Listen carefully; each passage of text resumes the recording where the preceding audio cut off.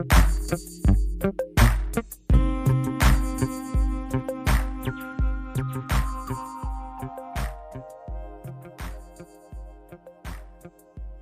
right, guys, Ask a Felon back with another one for you. I was asked, what's an experience that sticks with me? And it stuck with me for a long time. And basically, one of the experiences that sticks with me the most is an experience I had before I ever went on a run or anything like that. I got in a fight at a bar, and I hit a guy with a quart of beer. I was inside there just minding my business, having fun. There's this big guy. I'm only 5'8", 120 pounds. Well, I was at the time. But I'm 5'8", 120 pounds. This guy here, he's about 6 foot probably, 250. He's a bigger guy. He had a lot of weight on him. Wouldn't say fat. I'd say like a stocky fat. But he kept running his mouth to me in the bar. And everybody told me, he's a badass. He's a badass.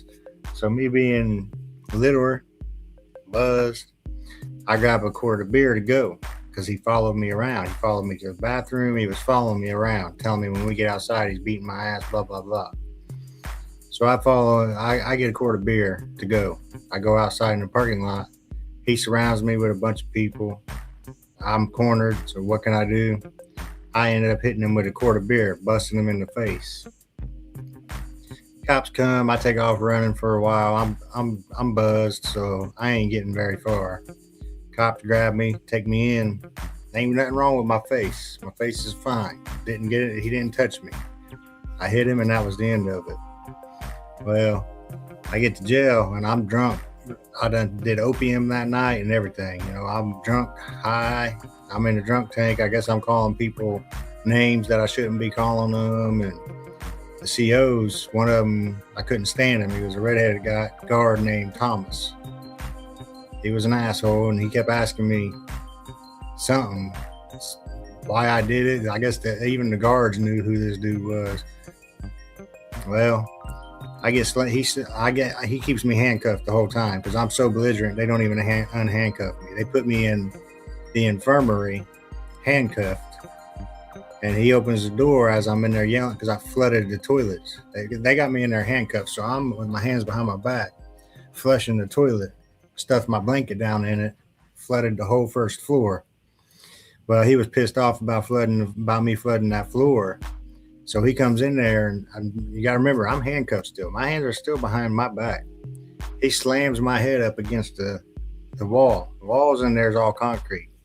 I think he fractured my eye socket, to be honest, because my eyeball was so fucking big that when I got out of jail, I went to the emergency room, and the emergency room even said, and they didn't give you no medical treatment.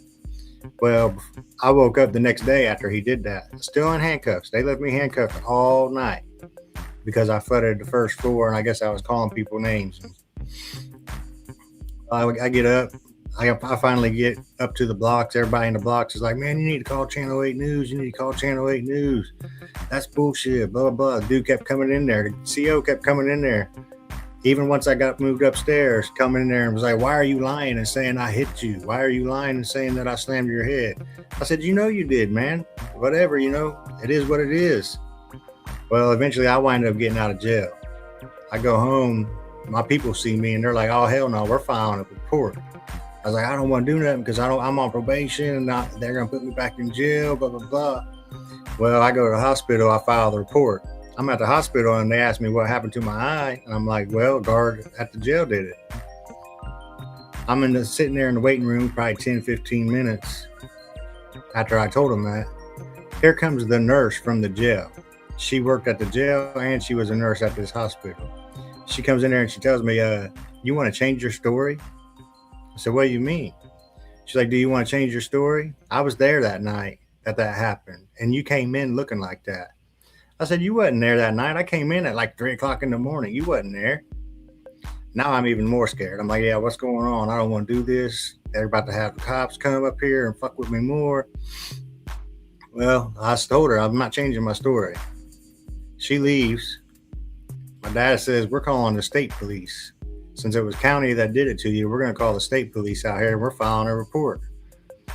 Well, state police comes. I tell him, I'm like, yeah, I was drunk. I was saying shit about his mom, and I was pretty. He said, well, we're trained to handle things like that better than this. So now I got to report with the state police. But then I call an attorney. I leave the hospital, go home, call an attorney. Hospital says, oh, there's nothing wrong with my eye. I mean, you got to think. My eyeball was the size of a softball, completely swelled shut, and it was right on that bone right there. It was fractured. I could feel it. I can still feel it to this day. It's got a dent in it. But it was fractured, but they wouldn't, the hospital, it was like they covered it up. They didn't want to say nothing.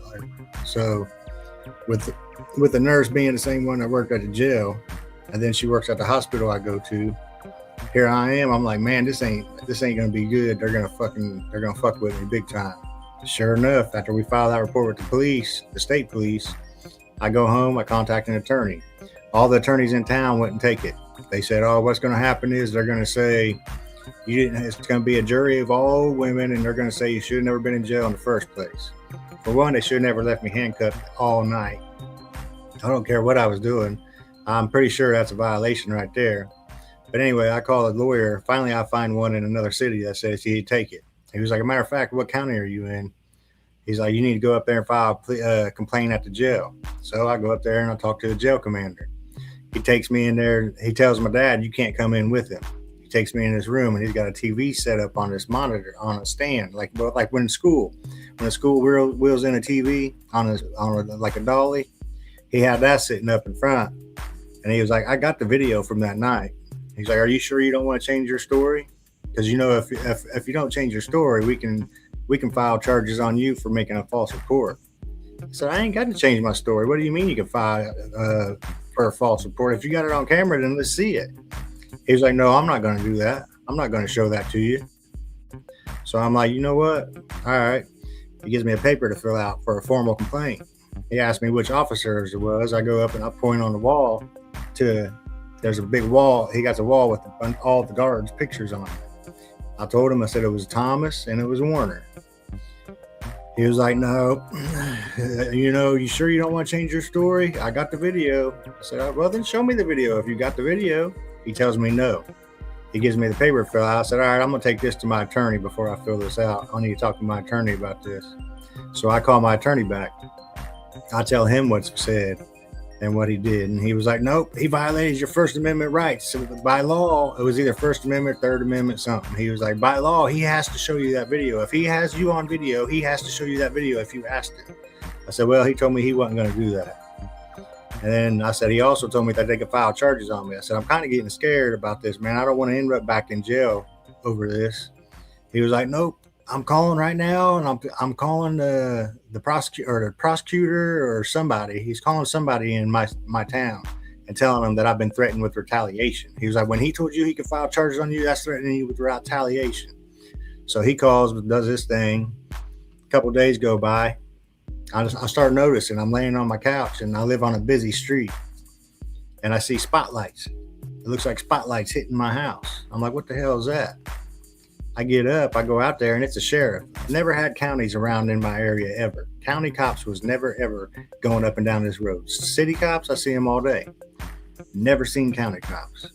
Well, these county cops, they sure did. They was sitting down the road at a restaurant, probably 4 or 5 houses down, and they would sit down there, and when I'd come out the door, they'd shine their spotlight on me.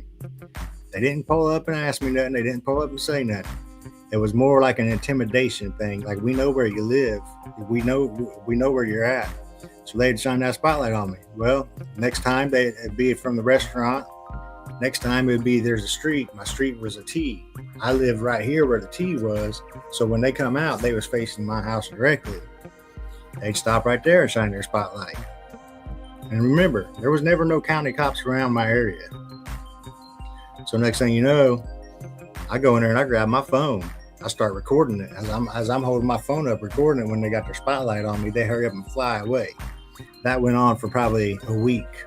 I told my attorney, I said, they're going around my house and shining their spotlights and shit on me for no reason. He was like, yeah, this case is about to be something big. Make sure you want to go through with this, because it sounds like they're going to be giving you a hard time. I told him flat out, I'm done. I don't want no part of this. I'm on probation. I still got a court date coming up, so I got a case pending. I'm afraid that they're going to fucking throw the book at me if they can for just for the fact that I filed this complaint. They're going to take it out on me on my other case. The lawyer tried to talk me out of doing it, but I ended up saying no. I don't want to go through with this no more. So they really bullied me out of it. And to this day, I wish I would have went through with it. I've seen where people got $60,000, $100,000 and shit for that kind of treatment. For one, like the lawyer said, it was against my rights for them to leave me handcuffed all night. I mean, I fell asleep handcuffed, woke up handcuffed. And then for him to bust my head up against the wall like that, not to show me the video. I knew the video. I know why he didn't show me the video, because he didn't have a video. There was never a video of it. And then for them to say I came in with my face like that, my mugshot, my face was normal.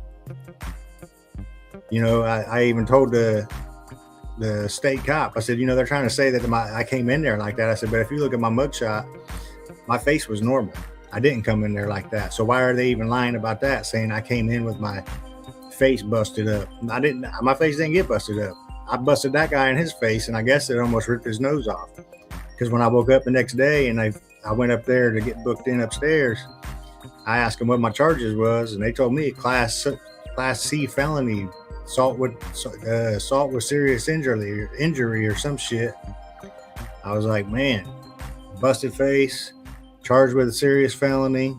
So yeah, that was probably one of the things that stick with me the most. That was one of the experiences probably the roughest experience I ever had by going to jail. And that was all this was before I ever went on the run or ever was even facing my felony burglary charges. But yeah, so what's something that sticks with me? The answer is that story right there. But with that being said, guys, I just wanted to get on here and answer a question. So that's all I got for you. Till next time, see ya.